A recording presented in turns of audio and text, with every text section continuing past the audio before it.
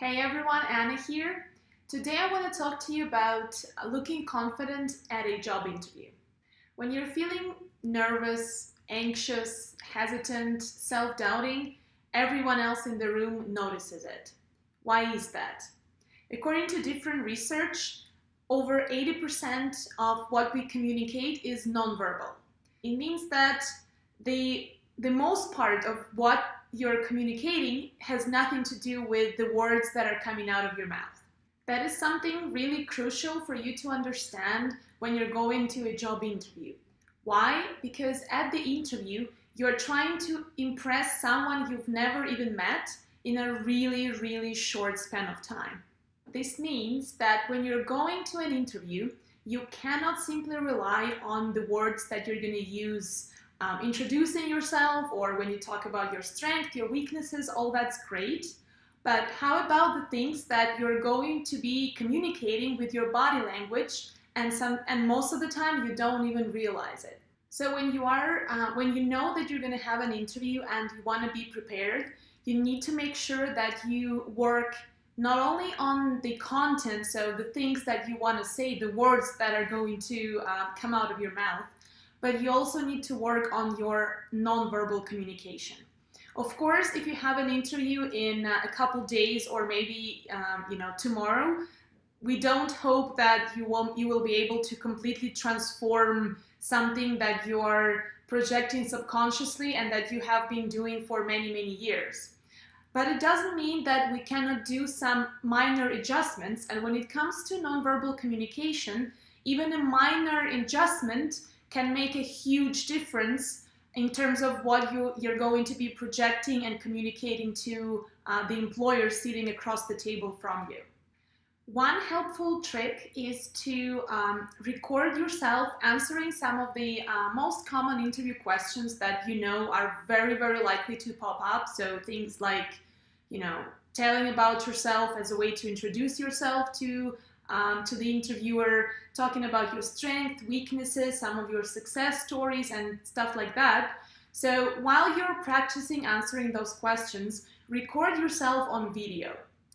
And then watch that video as objectively as you possibly can. Most of the time we have certain elements of our body language that we're not even aware of.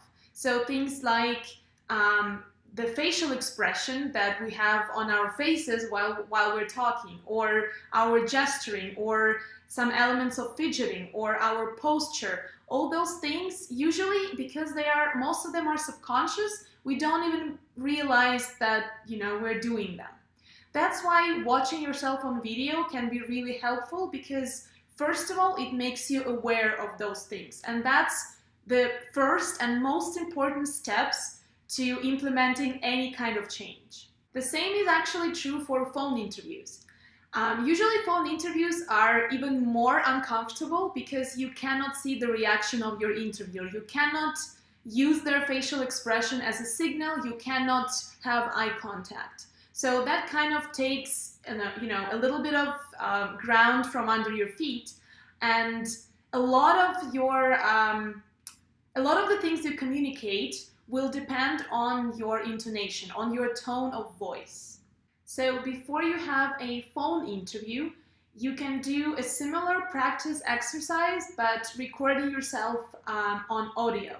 So just so that you can hear yourself afterwards and listen very carefully to the entire impression your answer makes. Because a lot of the times we don't notice, because we are so actively thinking about what we need to answer and how we can make our answers better, we don't notice what happens to our intonation. Sometimes it becomes very static and very boring, or the other times we can project too much excitement or too much energy from the voice. So we need to make sure that there is always a balance. So it does help to practice recording yourself and listening to your voice and working through some of those hurdles and working on your intonation to make sure that you make enough pauses, that your intonation is engaging enough for the listener, because if they cannot see you,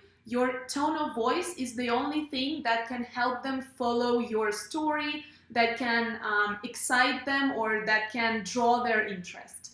Thanks so much for watching today's video. My question to you is, do you know any other tips or tricks for improving body language? If you have any additional recommendations for job seekers, please comment below, and see you next time.